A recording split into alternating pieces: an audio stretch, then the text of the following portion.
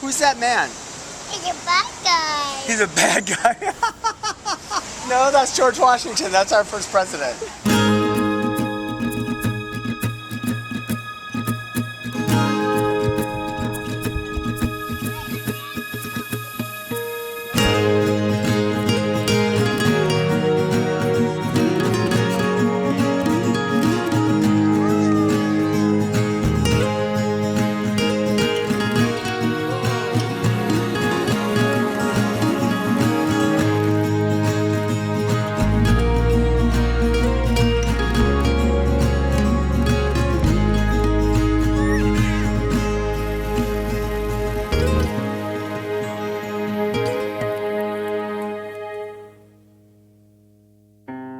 What are your favorite things?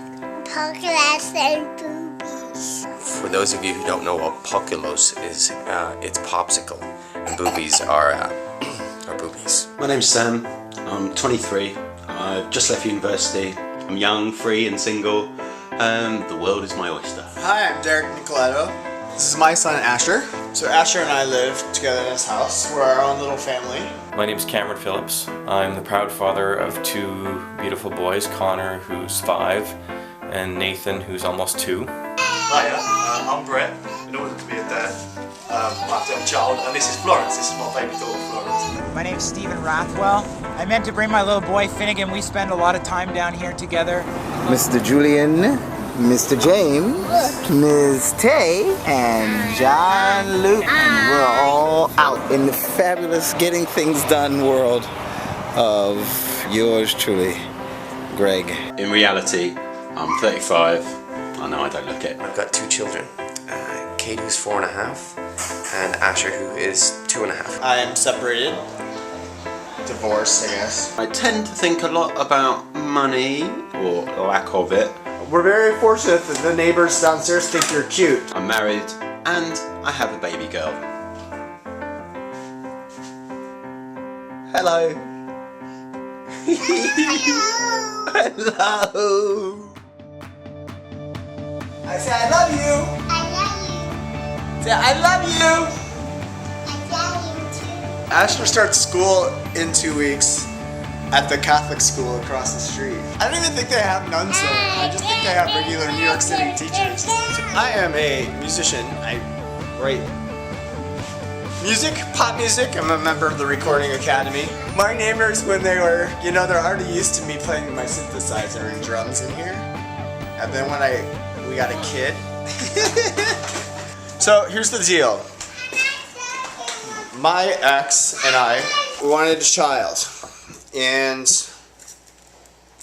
he really wanted it to be genetic related to him. And my Indiana Italian father, if you can wrap your head around that one, said, fine. As long as he has our last name, use DJ's, my ex's genetics. The problem here is that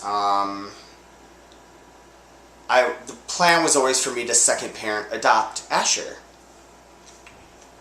So Asher is, even though I've been with him every day of his life, 3 years,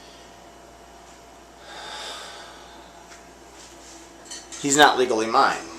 All my life I thought that I was put on this earth to be a performer and to be in music. And when our surrogate was giving birth to him and I held her hand, and they washed Asher off and they gave him to me for the first time and I fed him that bottle, I knew that that was why I was on this earth. I have been itching that paternal itch with pets. I have 3 little sisters that I've helped raise, and then this one, he came and he was mine, even though he's not biologically mine. So fast forward to a divorce, and which sucks in any relationship, because if something happens to my ex, Asher would be sent to his grandparents, who are in their 70s and in Minnesota, and they're awesome people, but I'm his dad. I'm his papa, I'm sticking these plugs in these outlets and putting extra smoke detectors. I can't have anything go wrong. The home study becomes the title page to the application of adoption. So, I think I did everything right. I mean, like, it's the greatest fear in my life for it not to go through. Eyes and ears and mouth and nose. Where's Daddy's nose? Yeah. So it's 10 o'clock on Wednesday the 17th of August, and I turned 30 in less than 2 hours. Which is, I suppose, quite a milestone for any person hitting a big 3-0. I'm relatively pleased with myself. I've become a father in these 30 years. I've bought a house. I've got married to my lovely trophy wife. All those things. The best, if you can call it achievement, is having Florence. I mean, she's the epitome of wonderfulness. She makes me incredibly proud and make me feel very, very lucky to have her, and I just adore her. She's fantastic. I'd love to become a parent at any time, but I wouldn't necessarily want to have got to 30 and not even sort of considered having kids. Don't know where we're going, who's exactly is coming from my family. So yeah, I'm really looking forward to it. I love a surprise. I think that's why I'm really looking forward to the morning, because it'll be me, you and Florence, and I'm always happy whenever I'm with you guys. I'll speak of the devil. Okay, this is the start of my video diary. It's first thing in the morning. Always look at those reality shows and documentaries and see people all dolled up, but this is what I look like first thing in the morning. And these are my kids. We're eating pancakes with blueberries, bananas. I just got back from Vegas from a trip that my wife sent me on for Father's Day. It was great. A little tired. Kate woke up this morning and made crafts for her little brother, who's Asher. Hey buddy. Hi, buddy. These are our goldfish. Marlin and Nemo. And we also have a dog. And there's Mayo. And Mama's in bed. Alyssa's in bed, having a bit of a lie on. I haven't given up my dreams in order to work a more stable 9-to-5 existence so that my kids have a definite future. I think that you need to pursue for balance. What is that for, Daddy? This is a camera, because some people have asked me to make a movie about how much I love being a daddy. So you'll see me with this camera a lot in the next little while. How do you feel about that, Mama? 4 years ago, I lost a terrific job that I loved. Sort of my first career job after, messing around through my 20s as a struggling actor and having fun and prolonging adolescence, as a lot of men do. Started a new family. Went way overboard on some renovations, and then bam, lost my job overnight, and had this horrible feeling of depression really for a long time, and then a realization after several months of this depression that it was stemming from feeling like I was failing my family in what society still expected of men, and which was to be a breadwinner. And so essentially we've been getting by over the last 3.5, 4 years with my wife's salary and our line of credit. And our line of credit has reached an end. And the scariest thing in all of this is that I'm becoming my father. My father was a kind, loving man who failed miserably, and his wife eventually left him because she couldn't handle the financial uncertainty. And here's my family on the verge of losing everything. So tonight looks pretty bleak. Tomorrow's another day.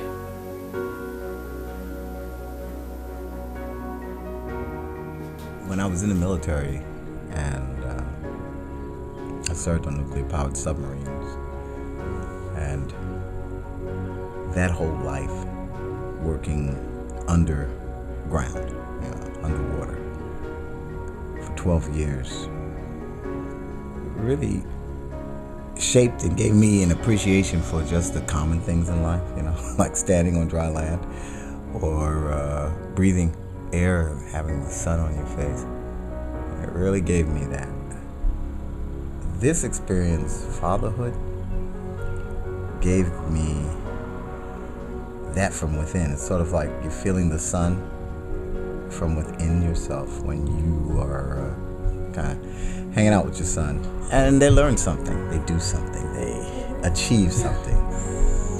That's sunshine from within. That's that breath of fresh air. That's standing on solid ground from within. That's a place I often go when I am in like trouble or feel like I haven't, lived up to an expectation, or, the challenges of life may be a little greater than what I anticipated. I gotta reach someplace, and that's where I go, and that's where I live, and that's how I live. Hi. One of the worst things about being a dad is putting a travel cot up. So much. Do you love Daddy? No. A few years ago I had hopes and dreams for myself. What can I be? How much money can I make? Well, that's now my hopes and dreams have gone down a generation to my daughter. Now I dream that she is going to be top actress in the same year of winning an Oscar. She'll probably win the Nobel Prize for Physics, be the biggest charity donor in the world, and get an Olympic gold medal for several sports. Okay, so when you're a dad or a family and you go to a party, you can never fully relax because the child always gets a bit rotten. She needs her sleep. The rest of my family are here. We've got more kids than me. There's not a single dad at the table anymore. They're all having to wheel their kids around or, I don't know, find them something to do. Where the mums are actually all drinking. Dear honey, you'll really miss me all day, won't you? Bye! Bye! Bye! So you have to say goodbye 25 times, just so I know that they'll miss me. Bye! Oh, she's ignoring me now. 1, 2, 3, 4.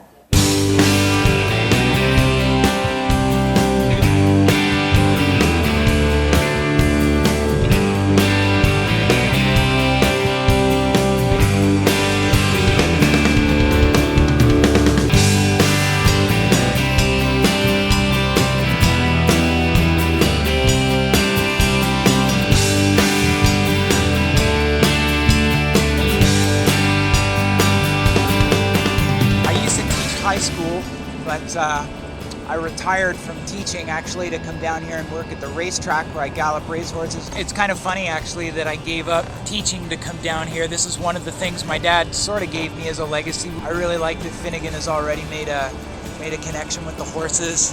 He likes coming down here and visiting them as well. Now that I'm a dad, I'm a lot more conscious about how I do things as well, primarily because I see with Finnegan how I do something, especially if I do something that isn't that bright, or drop an F-bomb or something when I don't need to. How he really is just a mirror for everything I do.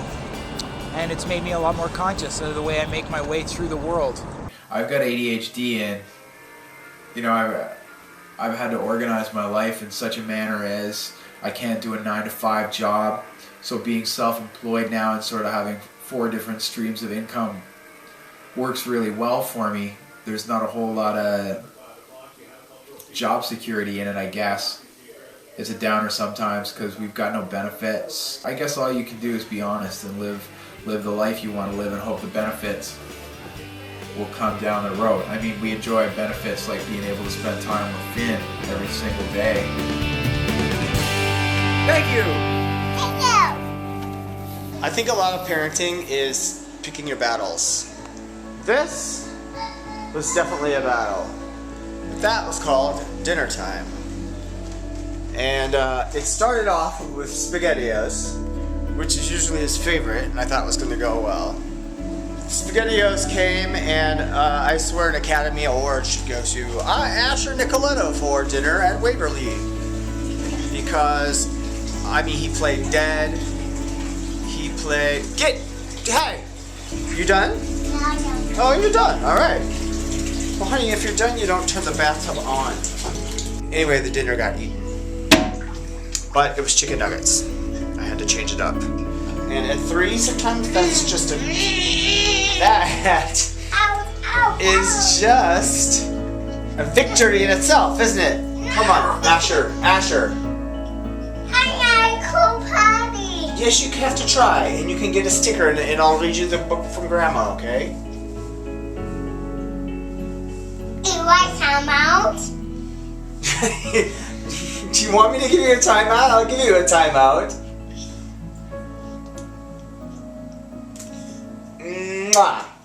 I suppose one of the most important things about me becoming a father was we had a bit of a rocky start to her life and to our lives as parents. We went to our midwife appointment 3 weeks before Flo was due. Midwife recommended that we go to our local hospital to get checked out, so we did, and they said that unfortunately our unborn baby was surrounded by loads of fluid inside her, and it was sort of puffing her out and so on. And so the best thing to do, because this wasn't normal, was to deliver the baby there and then by emergency caesarean. When she was born, we heard her make the tiniest little wail, and that was it. She was rushed off. We didn't have a scream or a cry or anything like that. Laura was in bed after having the caesarean, so was unable to go anywhere, but they asked if I'd like to go and meet my daughter for the first time, which obviously I really, really wanted to. I went up to the ward, and there was just this tiny, tiny little person, unfortunately with a ventilator stuck down her throat. So I asked if I could touch her. I didn't know if I could touch her or anything like that. I couldn't pick her up, and they said yeah. So I put my hand into the little incubator and held onto her little hand, and she turned towards me, and I just started crying. I thought I'd done pretty well until then, but I was devastated. I mean, what could I do? I would have done anything, but I couldn't do a thing. Never in a million years, when we felt we had such a, not so much a straightforward pregnancy, but no significant issues, that it could all go so wrong, really, that such a small, innocent little person can have something so horrendous and undeserving happen to her. We had no idea where the next few hours, days, weeks, months was going to take us, what sort of life the three of us would have, or even if there would be the three of us. Our ethos became to just take every day as it come, to be grateful for every day that we had together, and to love each other as much as we could. So these are became typical family scenes of taking Florence to the pub. So she actually went to the pub before she ever came home, which probably says a lot about our family. It was nice to have a bit of normality after sort of living in a hospital, to actually be out with friends and show off your baby, which is something that we'd been itching to do since day one, so it was fantastic.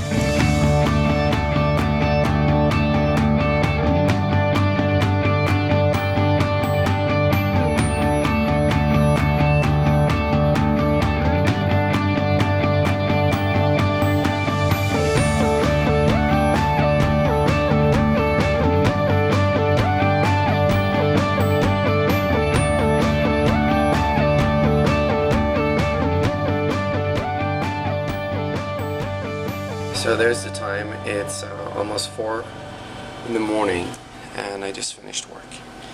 And I look like this when I work.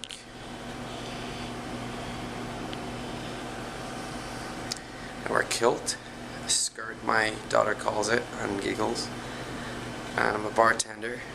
I don't get home till sometimes 3, 4, 5 o'clock in the morning, which is something that my father did and I swore I'd never do, which is quite difficult when you've got kids, because they see you go out at night time, and for me that was not the most secure feeling. But I try to let them understand that it's just work, and Daddy's okay, and Daddy will be back, and Mom's around. It is really good in the aspect that I get to spend my days with them, which is their awake time, which is the time where we can hang out and they can learn, and I can watch and see all the amazing things that they do at this age until they go to school, and in which case hopefully it'll flip around and I'll be there at night time when they come home. But for now, yeah, I work in a bar. I'm going home. Here we go, our first day of kindergarten. How are you feeling? I'm feeling a bit nervous and a bit happy. You know, I should have seen it coming, I suppose, but it caught me by surprise how emotional I wound up getting. He's been so excited and feeling so ready about kindergarten. And, you know, we got to school and we wandered up to the front door and there was a sign that said, please go to the covered area and check out the class lists, and we did, and we looked at the very first class list, and you know, we found his list, and there he was. And then the teacher came out and said, right, follow me, and marched us from the covered area to the classroom, and just holding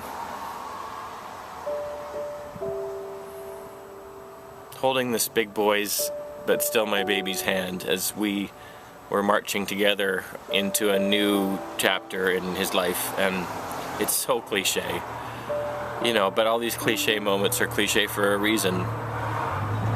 And I remember when we first dropped Connor at his preschool, they had this big red heart taped out in the window, and we do this goodbye routine that we did every morning. And some days after we went through the routine and I walked away and I looked at him, and it just broke my heart, because it was this letting go. And I think part of being a good parent is knowing it's, in some ways, parenthood is just stages of letting go. And you think, wait a minute, you're just 5, I'm not supposed to let go yet. And and of course I'm not. And I remember the first time he came running over to me and said, Daddy, I can swing by myself now. And I said, hooray, I don't have to push you anymore. And then the other shoe dropped, and I'm like, you don't need me to push you anymore. And life's filled with those sort of moments, and I think the most successful parents are the ones that know when to let go of certain things, so when the time comes and you're in your 40s and your parents aren't still treating you like you're 15. That's how parenthood feels sometimes, is you just gotta let go and trust that they're gonna keep going. So it's been a good day. It's been an emotional day, but it's been a good day.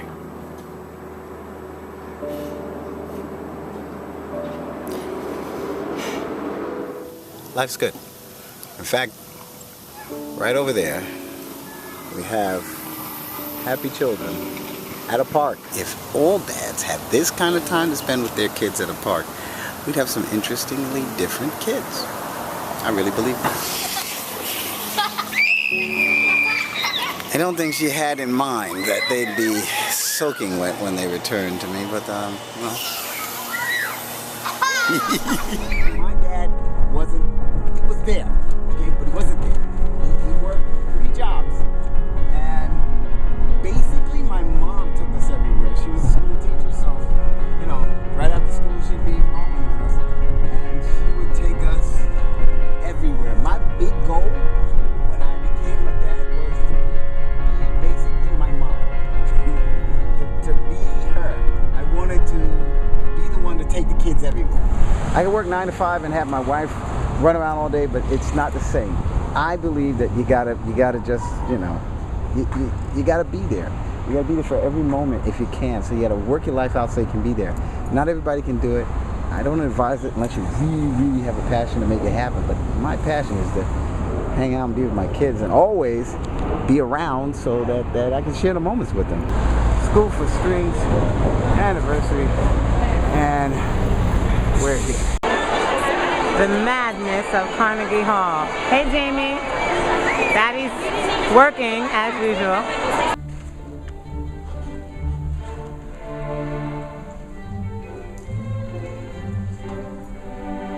I can't describe the moment other than this is the reason why all the sacrifice was worth it. Here we are, Carnegie Hall behind us. Yep, we were there, and we had a ball. You all right? You had a good time? You want me to be here? I want to be here too, and I wasn't. My dad had 4 kids under the age of 4 somehow. Statistically speaking, I've got 1 child who's 1, so that is the same thing. My dad always says once he learned what was creating all these kids, him and my mum stopped doing it. Well, I could compare it with my own father. Yeah. I was a father in the 70s. My own father was obviously a father in the 50s. I think I was more hands-on. I did more things in the way of reading stories at bedtime and that sort of thing. But I wasn't as good as you lot, you guys. Why? In what way? I wasn't as relaxed about it. I wasn't relaxed if I was left alone in the house with all of you. Very often dads will do that, but on the basis that they're just helping out the mum, not that they're taking a full and equivalent amount of responsibility themselves. There is a difference. But I think your generation's better at understanding that distinction than ours was. Over the years, the traditional assumed role of the dad versus the mum has been eroded. It's been altered for the better, entirely for the better.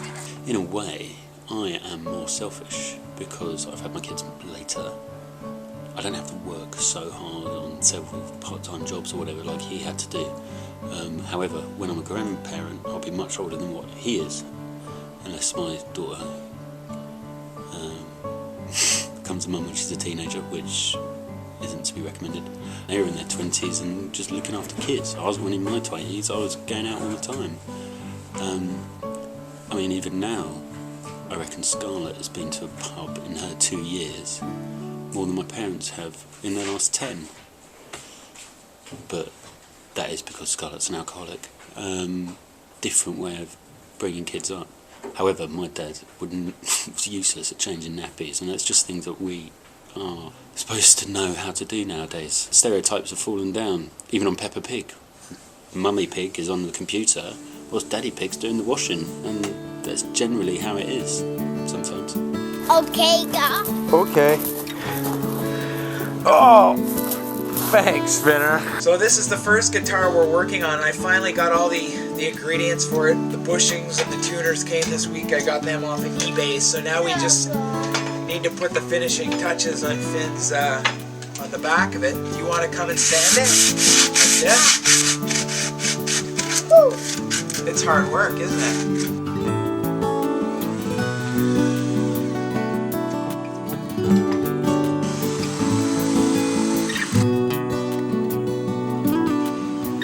My guitar. That's Finn's very own guitar. Yeah.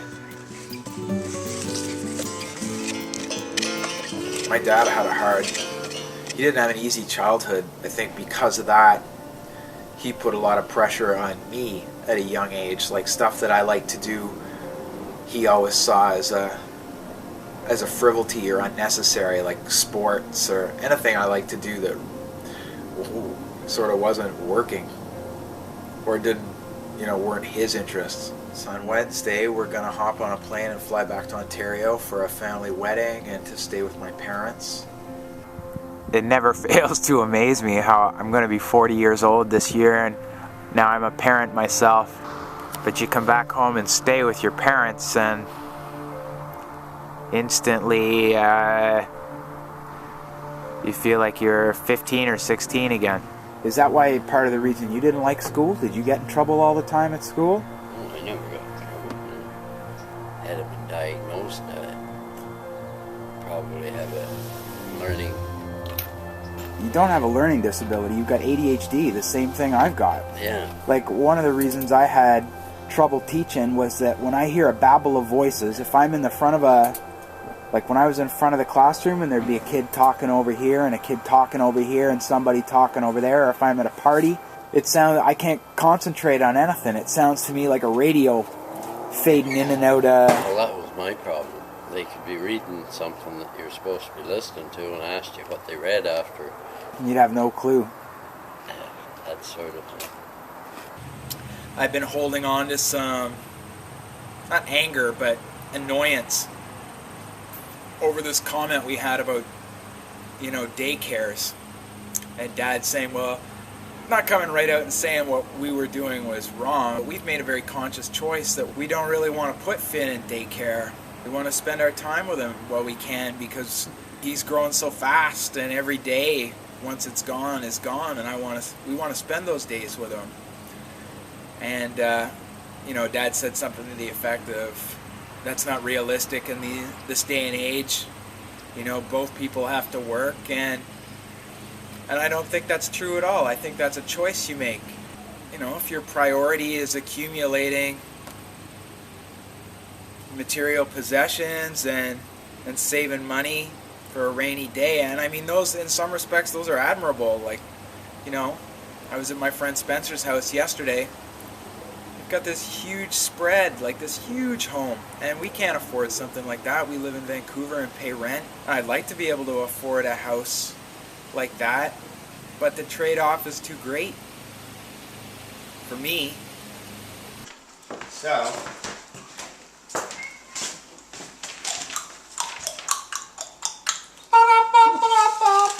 here it is. Comprehensive Adoption Report. To the Circuits Court of New York, I have conducted a full investigation into the backgrounds of the adoptive parent and the adoptive children. Derek is very comfortable in the maternal role and believes these tendencies are ingrained in him. I do, and I take that as a very high compliment. The Nicoletto home is filled with love, care, attentiveness, and creativity. Derek is a parent who surrounds his son with culture, creativity, diversity, knowledge, talent, and an altruistic view of the world. Asher Hansen Nicoletto is a personable little boy with an infectious smile and an enthusiastic and energetic demeanor. As a parent, Derek's desires to have the family bonds that they have established through love, time, commitment, and investment recognized legally, documented, and affirmed. This is imperative in order to preserve all they have built and created together. It is without reservation that I, Shaniqua Blank, emphatically recommend the adoption of Asher Hansen Nicoletto by Derek A. Nicoletto Hansen.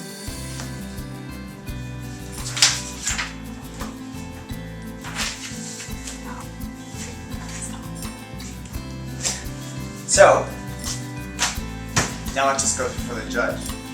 It's just nice to have that over.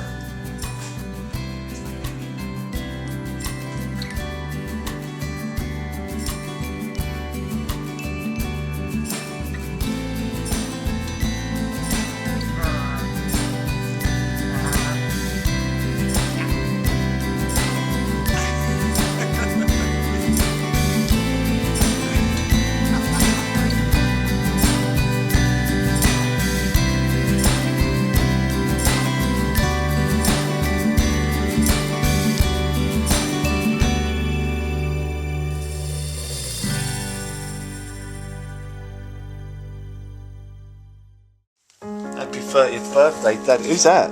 Daddy. Is it Daddy? Happy birthday! Florence isn't here. She's staying at her nan's house tonight because we're about to go out for my birthday.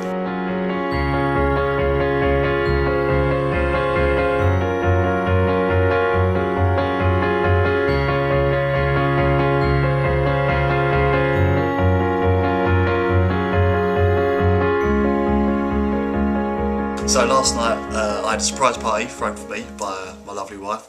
It was brilliant walking in and seeing that everyone was there, including Florence, and even though she stayed up past her bedtime and so on. We're her parents, we can stipulate what a bedtime is anyway, so not to be cliched, but when you see all these things and you think about your life and all the things you've sort of done and the experiences you've shared, especially with your family when you're younger, it made me happy. I mean, obviously I was happy already because at this brilliant party that had been thrown for me, but to have a little bit of nostalgia looking at these pictures was added to the whole feel and the enjoyment of the party, so it was a really, really nice touch. I really liked it. Quiet time. Everybody's in bed. Well, the kids. Dave's at work. And I'm here on my own. And this is pretty much what I do about 4 nights a week, the nights that Dave's working. And it's hard. There's definitely pros and cons to the situation that we have in terms of how we're raising our kids. Sometimes I kind of yearn for the traditional. I kind of imagine what it would be like to, you know, have a husband that went out and worked a 9-to-5 job. But I know that if that were the case, I wouldn't have somebody like Dave who spends so much time with our kids and isn't just, you know, here physically, but is present in every moment that he has with them. And I think that that's something that, as a parent, I've really learned from him, is how to enjoy my kids and enjoy the time that I spend with them and make the most of it, and not see it as a chore or tedious and get exhausted from it and impatient. He is a real live in the moment type of person, and I'm not at all. I feel very fortunate that, you know, our kids have two parents who are so present and invested in them. And, you know, I know a lot of people whose husbands really aren't. And that's something that I'm really proud of and really grateful for. I think I was more permissive than you are with Connor and Nathan. You put a great deal of energy into your parenting, far more than any other man that I've ever seen. You're the best dad you can be. The next morning he came downstairs and said, you know, I've been thinking about it, and I really regret not being more emotionally present to my children, even when I was with them physically. And that's the one that hurts the most when I look back, and like every prepubescent and young adolescent boy, I worshiped my father, or at least like most. And my father was and is a good-hearted man, but he was just always lost in his own thought. My dad's ideal world of parenthood was just sort of to sit back and admire at how wonderful and beautiful and clever his children were, and was never a forwardly active dad. Only got 15 minutes a day with your child. You're much better off giving your full and undivided attention during that 15 minutes than you are, you know, spending hours with them and scrolling through your BlackBerry and going, oh, yeah, interesting. Because they pick up on it pretty quickly. That you don't care. At least that's what they take away from it, is that you don't care. I know from my first marriage, I watched my son grow up in spurts. Boop, boop, boop. You know, we come back from patrol. It might be a year, might be 6 months, might be 2 years. You know, I watched him grow up in spurts. And I saw him become, you know, an individual I really didn't know.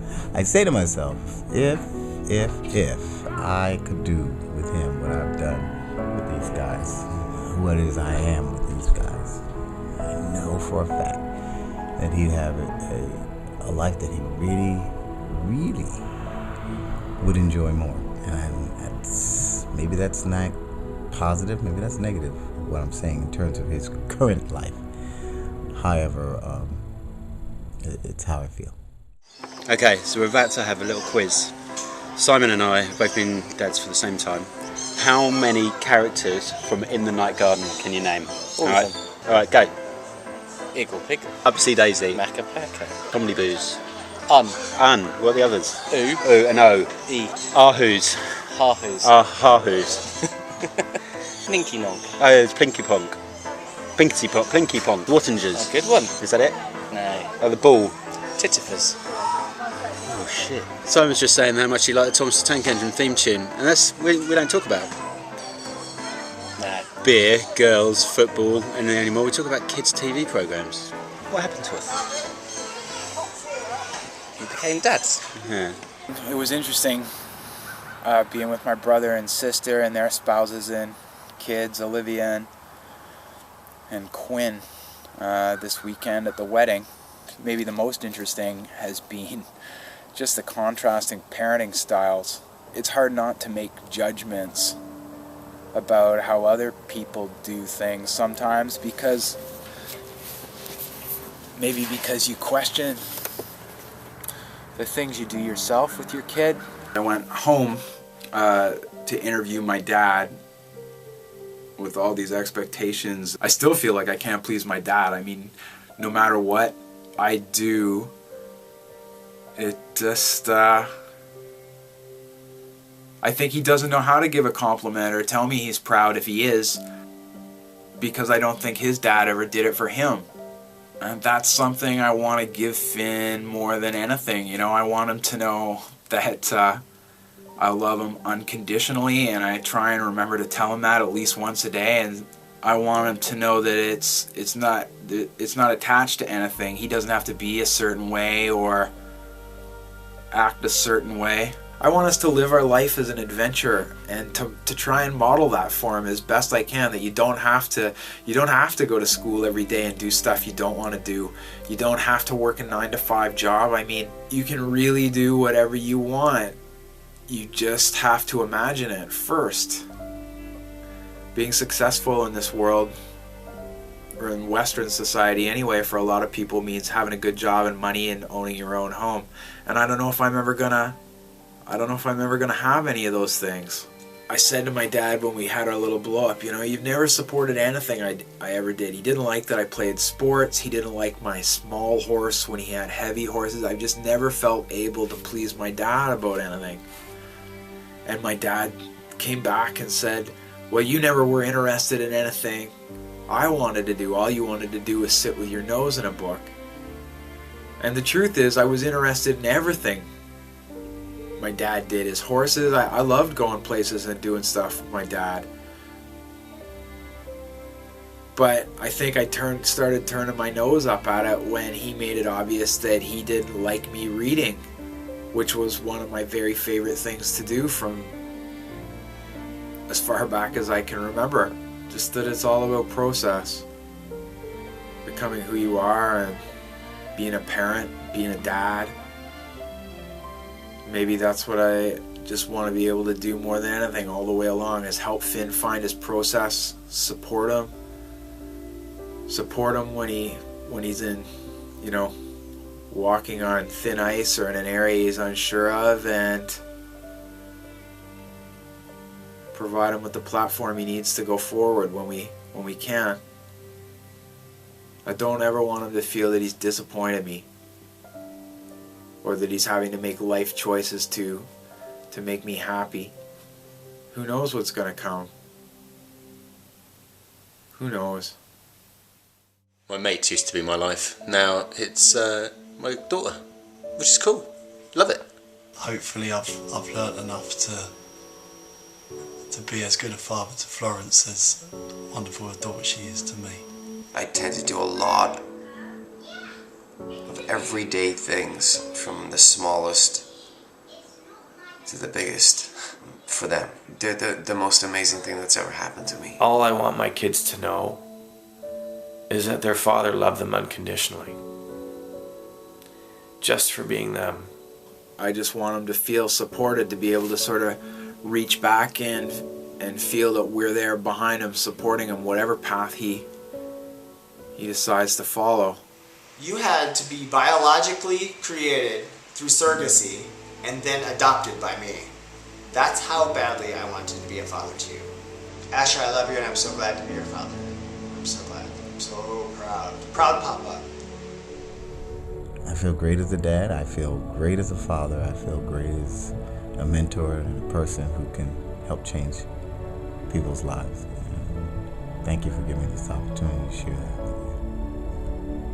So, happy fathering.